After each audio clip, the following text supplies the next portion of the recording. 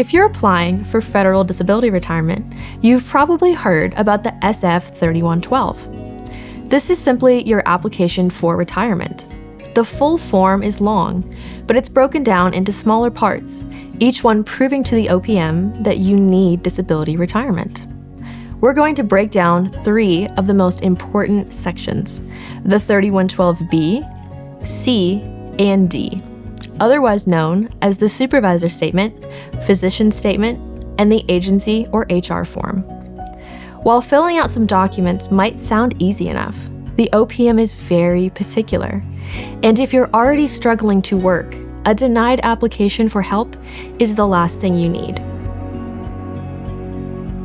The 3112B, or supervisor statement, is the part of your application that your supervisor will fill out. They'll review the quality of your work in 3 ways: performance, attendance, and conduct. When people get to this part of the application, they're often worried about asking their supervisor to fill it out. They're worried about their supervisor having a record of the ways they're struggling at work, and they think that they might get fired after their supervisor notices them.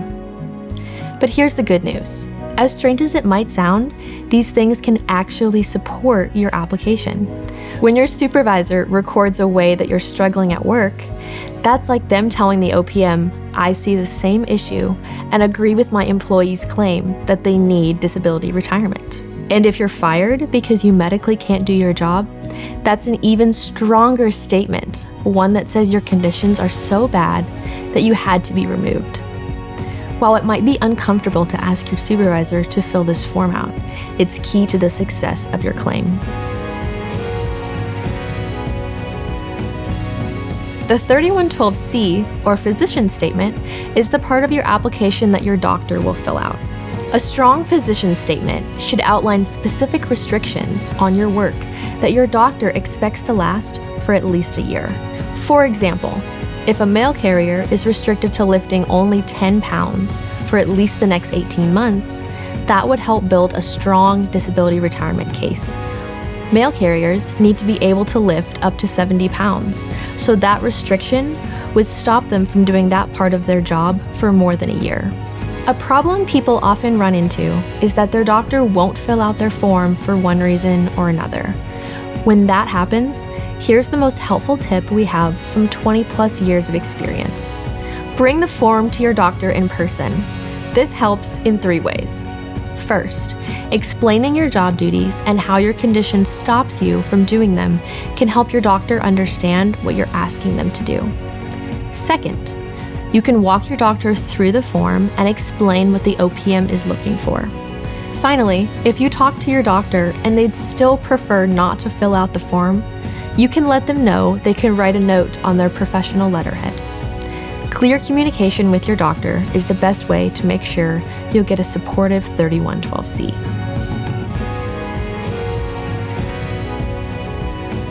The 3112D, also known as the agency or HR form, is the part of the application your agency's disability coordinator will fill out. It will show that you've gone through the reasonable accommodation process and that your agency couldn't find a way to accommodate you. 2 things that set people back at this stage are when their agency moves slowly or when their agency hesitates to fill out the form because they've accommodated you in some way already. If you fall into the first category and your agency is just moving slowly, the most common reason for this is that your RA process isn't done. If you're still in the process, let your HR department know that it's okay to fill out the 3112D with the most current information they have. If your agency is able to accommodate you later, you can always fill out an updated form. If you fall into the second category and your agency is hesitating to complete the form because they've made some sort of change to your job, like offering light duty, it can feel like you're stuck. But here's the truth. Not every accommodation counts as valid. For example, if you're offered light duty but you still can't do the essential job tasks, that's not considered a valid accommodation by OPM. So even if your agency thinks they've solved the problem, it doesn't mean your application is over. If the 3112D gets signed, even with hesitation or concerns, you can move forward. And even if it doesn't fully support your case, it's not the end of the road. You can submit it, keep going, and explain later why the accommodation didn't truly meet your needs. We know these forms can feel like a lot of pressure. It's easy to make mistakes or miss things, which can set you back and delay the process.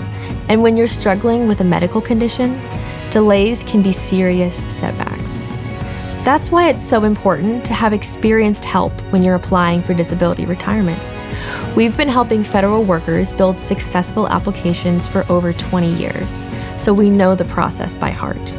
If you're ready to apply for disability retirement, but you don't want to take the OPM on alone, let us lift the burden off your shoulders by offering consistent, knowledgeable guidance, the help you need filling out your forms, and a guide to walk with you in building the strongest application possible. Call our office today and set up a free consultation, and we'll start the work so you can get back to living the life you deserve.